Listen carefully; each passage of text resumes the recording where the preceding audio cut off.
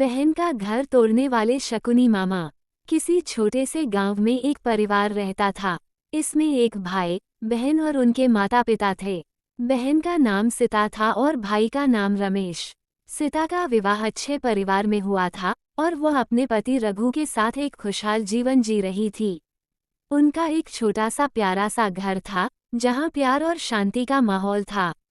लेकिन सीता के भाई के मामा यानी रघु के भाई शकुनी मामा को ये सब सहन नहीं हो रहा था।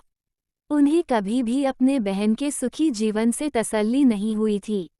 वो हमेशा किसी न किसी बहाने सीता और रघु के घर में टांग अड़ाने की कोशिश करते थे।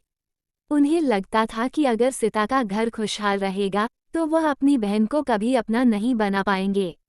शकुनी मामा ने एक दिन रघु और सीता के घर आने का फैसला किया। पहले तो वह उनके घर आए और बड़े प्यार से बात की, लेकिन धीरे धीरे उनका रुख बदल गया। वो रघु को छोटी छोटी बातों पर ताना देने लगे, सीता के फैसलों में हस्तक्षेप करने लगे और दोनों के बीच मतभेद पैदा करने की कोशिश करने लगे। एक दिन शकुनी मामा ने सीता के पति रघु को एक बड़ा लालच दिया। तुम्हें मेरी मदद की जरूरत है। अगर तुम मेरे साथ मिलकर कुछ काम करो तो तुम्हारी जिंदगी आसान हो सकती है। रघु ने मामा की बातों को पहले नजरअंदाज किया, लेकिन शकुनी मामा का मनोबल बढ़ने लगा और उन्होंने रघु के दिल में संदेह और असुरक्षा की बीज बो दी। धीरे धीरे शकुनी मामा ने सीता और रघु के रिश्ते में खटास डालनी शुरू कर दी। वह सीता को अपने भाई से हमेशा शिकायत करने और गलतफहमी पैदा करने के लिए उकसाने लगे।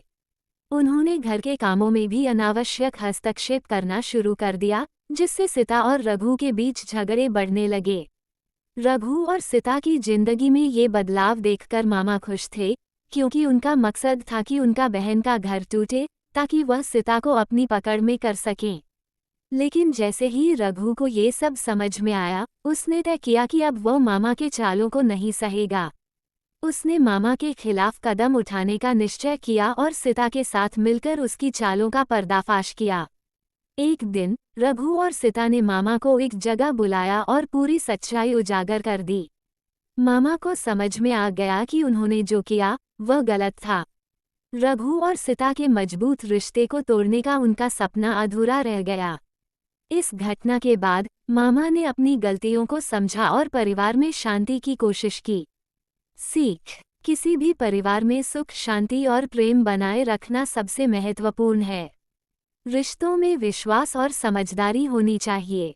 जो लोग परिवार में घातक प्रभाव डालते हैं, उन्हें पहचानना और उनके चालों को विफल करना ही सबसे बेहतर उपाय है।